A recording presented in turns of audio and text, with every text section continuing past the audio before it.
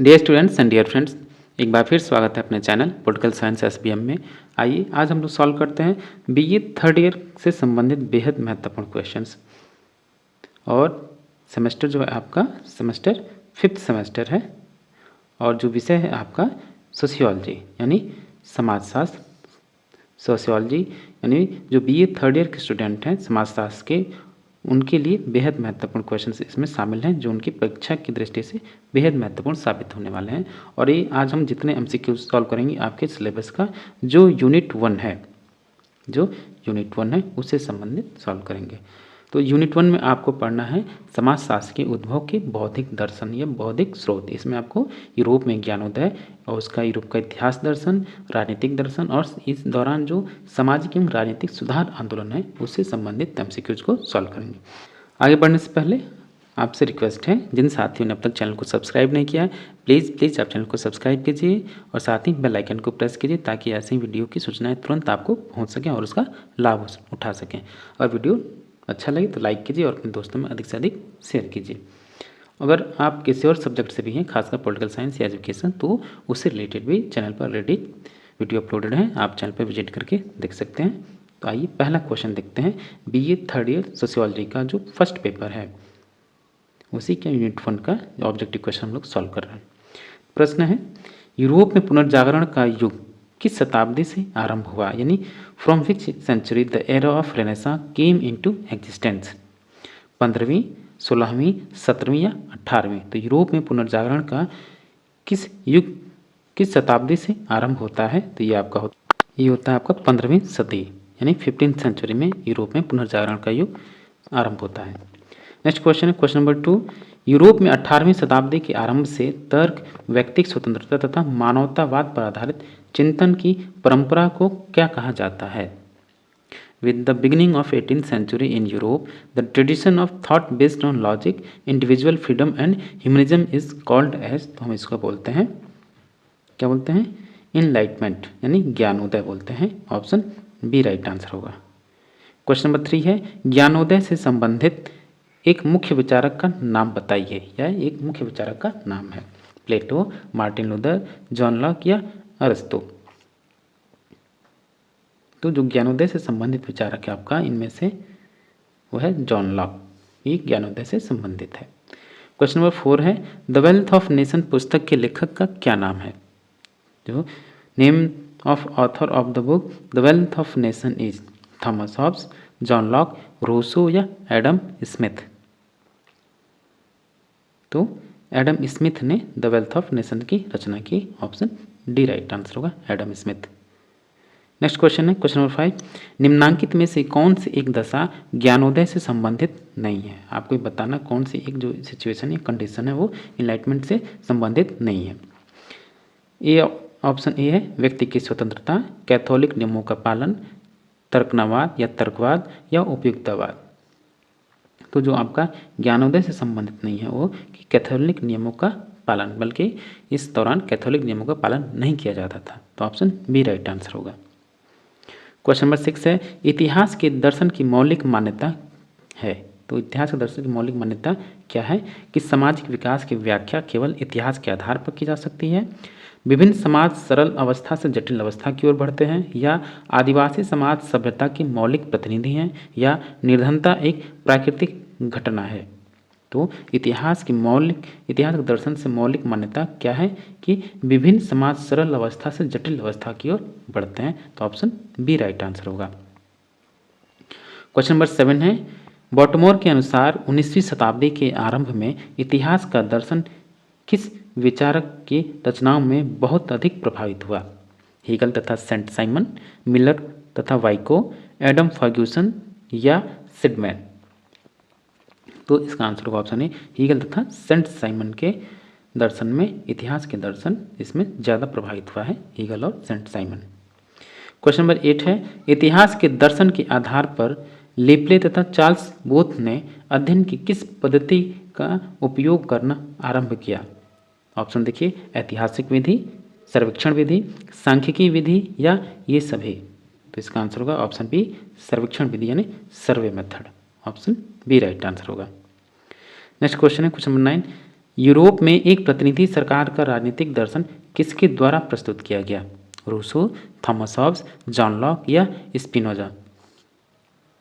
तो question number 9 का answer होगा आपका ऑप्शन सी यानी जॉन लॉक। ये यूरोप में प्रतिनिधि सरकार के राजनीतिक दर्शन की शुरुआत इसी के माध्यम से होती है। तो ऑप्शन सी राइट आंसर होगा जॉन लॉक। नेक्स्ट क्वेश्चन है क्वेश्चन नंबर 10। वर्तमान राजनीतिक चिंतन में किससे पहले धर्मनिरपेक्ष विचारक के रूप में मान्यता दी जाती है? यानी सबसे पहला कौन सा विचारक है जो धर्मनिरपेक्ष सिद्धांत का प्रतिपादन किया है?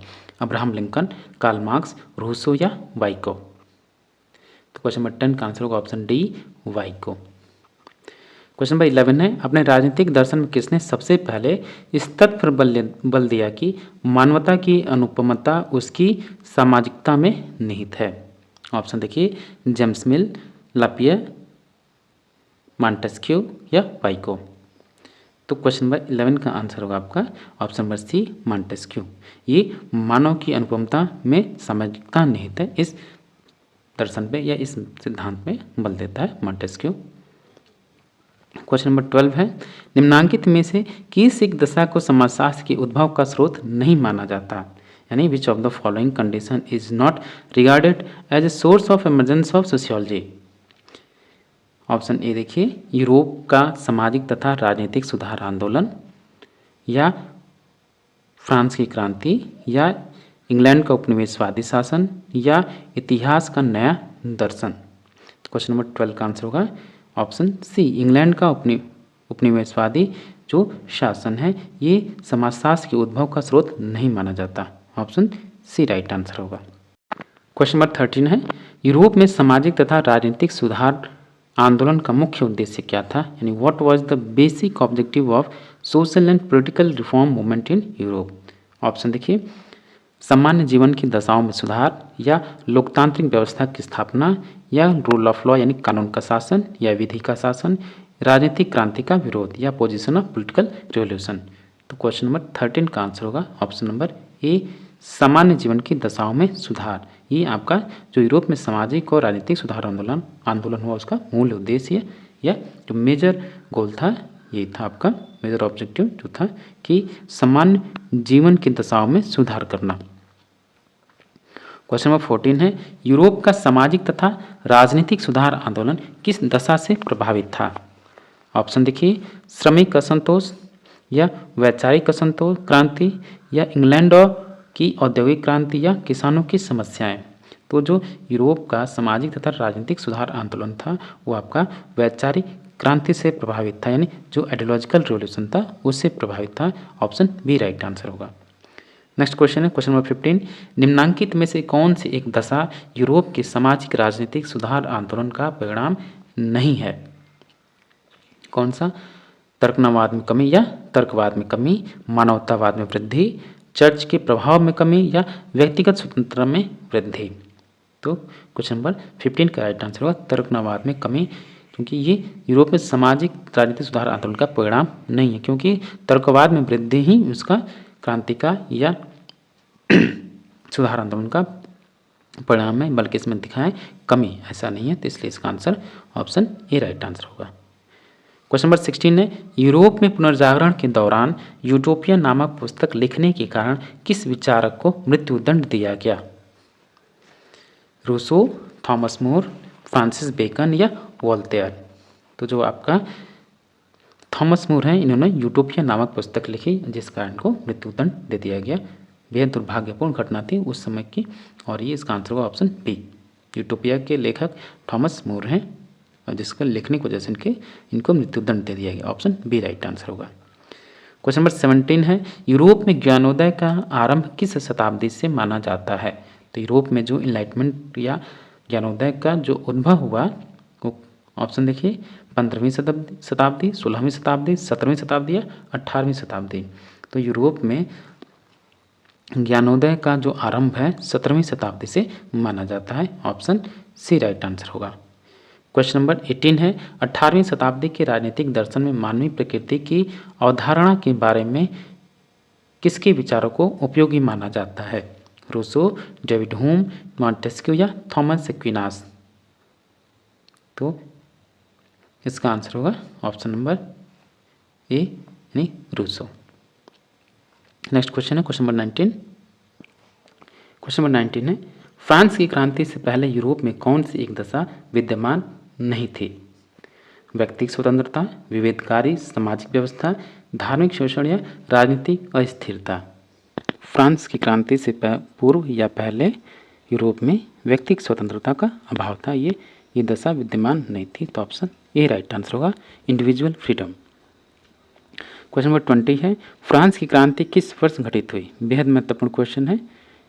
सन 1769, सन 1789, सन 1819 या सन 1839। तो फ्रांस की क्रांति आपकी 1789 में हुई। बेहद महत्वपूर्ण क्रांति हुई। इसी के माध्यम से विश्व को स्वतंत्रता, समानता और बंधुत्व का नारा दिया गया। बेहद महत्वपूर्ण क्वेश्चन है। डियर स्टूडेंट्स, फिर से आपसे एक बार रिक्वेस्ट है, और यदि आप चैनल पर पहली बार विजिट कर रहे हैं या अब तक आपने चैनल को सब्सक्राइब नहीं किया है, प्लीज़ आप चैनल को सब्सक्राइब कीजिए, साथ ही इस वीडियो को अपने दोस्तों में अधिक से अधिक शेयर कीजिए। क्वेश्चन नंबर 21, निम्नांकित में से कौन सी एक दशा फ्रांस की क्रांति का कारण नहीं थी? निरंकुश राजतंत्र, सामंतवादी व्यवस्था, प्रोटेस्टेंट दर्शन का एकाधिकार या आर्थिक असमानताएं। तो क्वेश्चन नंबर 21 का आंसर होगा ऑप्शन सी, प्रोटेस्टेंट दर्शन का एकाधिकार। ये आपकी केवल कारण नहीं था फ्रांस की क्रांति का। ऑप्शन सी राइट आंसर होगा। नेक्स्ट क्वेश्चन है क्वेश्चन नंबर 22, निम्नांकित में से कौन सा एक युग्म सही है? कौन सा एक युग्म सही है? फ्रांस की क्रांति बनाम 1743, ये गलत है। फ्रांस की क्रांति 1789 में हुई।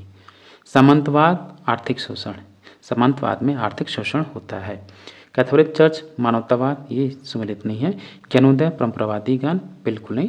रेशनल थिंकिंग होनी चाहिए, तो ये गलत है और ये भी गलत है। केवल बी राइट आंसर होगा इसमें, तो ऑप्शन बी राइट आंसर होगा। क्वेश्चन नंबर 23 है निम्नांकित में से किस लेखक ने व्यक्तिगत स्वतंत्रता की मांग को लेकर फ्रांस की जनता को क्रांति के लिए प्रेरित किया?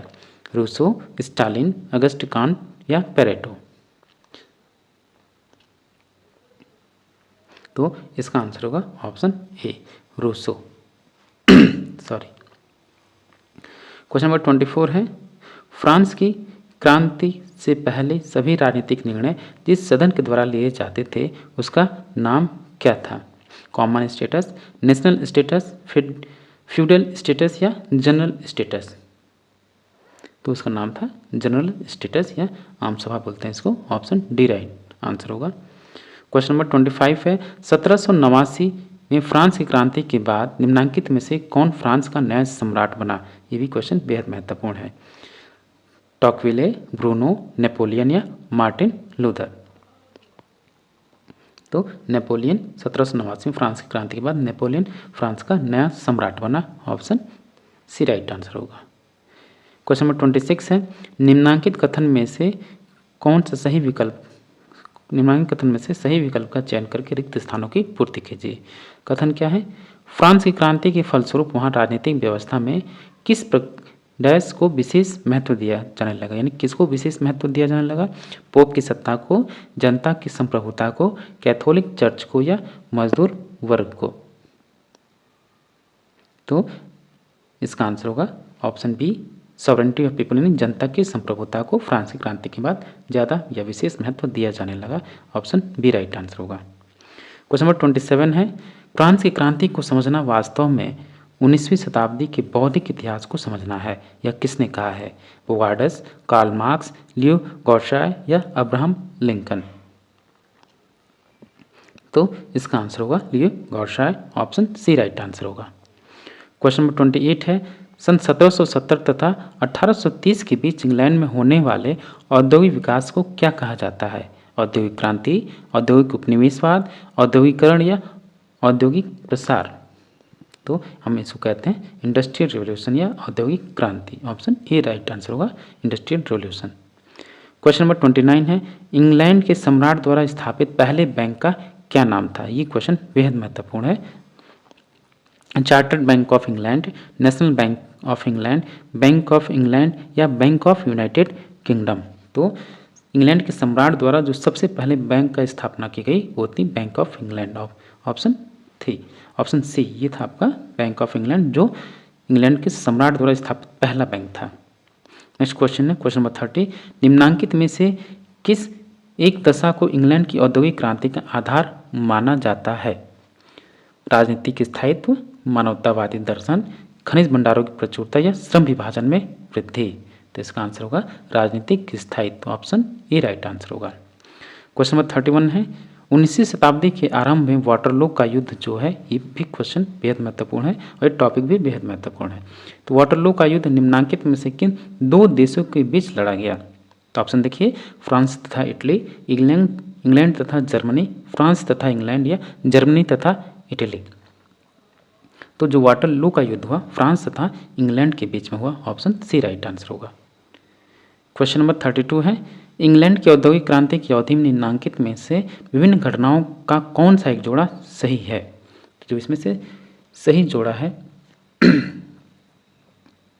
वह है आपका ऑप्शन नंबर सी, महारानी विक्टोरिया ने औद्योगिक सुधार किया। तो ऑप्शन सी राइट आंसर होगा।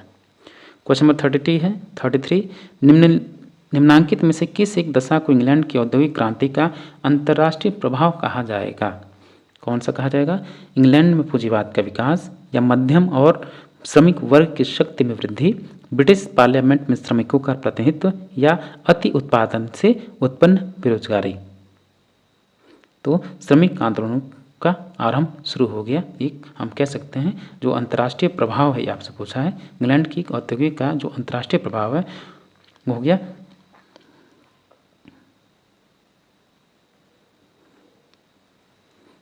तो ये होगा आपका मध्यम और श्रमिक वर्ग की शक्ति में वृद्धि हुआ, ये इसका अंतर्राष्ट्रीय प्रभाव माना जाएगा। ऑप्शन बी राइट आंसर होगा। नेक्स्ट क्वेश्चन है क्वेश्चन नंबर 34, निम्नांकित में से कौन एक इंग्लैंड की औद्योगिक क्रांति का परिणाम है? उपनिवेशवाद का उन्मूलन, सामंतवादी व्यवस्था की स्थापना, या श्रमिक आंदोलनों का आरंभ, या आर्थिक असमानताओं में कमी। तो हम कह सकते हैं इंग्लैंड की जो औद्योगिक क्रांति एक परिणाम कह सकते हैं उसको श्रमिक आंदोलनों का आरंभ। ऑप्शन सी राइट आंसर होगा। क्वेश्चन नंबर 35 है, निम्नांकित में से किसने फ्रांस में समाजशास्त्र के उद्भव और विकास में योगदान दिया? सिमेल, वेबर, पेरेटो या दुर्खिम। तो फ्रांस में समाजशास्त्र के उद्भव और विकास में योगदान देने वाले दुर्खिम हैं। ऑप्शन डी राइट आंसर होगा। क्वेश्चन नंबर 36 है, यूरोप में समाजशास्त्र का उद्भव मूल रूप से किस दशा का परिणाम माना जाता है? नया बौद्धिक चिंतन, सामंतवादी व्यवस्था, समाजवादी व्यवस्था या उपनिवेशवादी व्यवस्था। तो यूरोप में समाजशास्त्र का उद्भव मूल रूप से नया बौद्धिक चिंतन का दशा माना जाता है या परिणाम माना जाता है, दशा का परिणाम माना जाता है। ऑप्शन ए राइट आंसर होगा, नया बौद्धिक चिंतन। क्वेश्चन नंबर 37 है, समाजशास्त्र की संस्थापित परंपरा में किसने सबसे पहले सामाजिक क्रियाओं के अध्ययन के लिए व्याख्यात्मक बोध की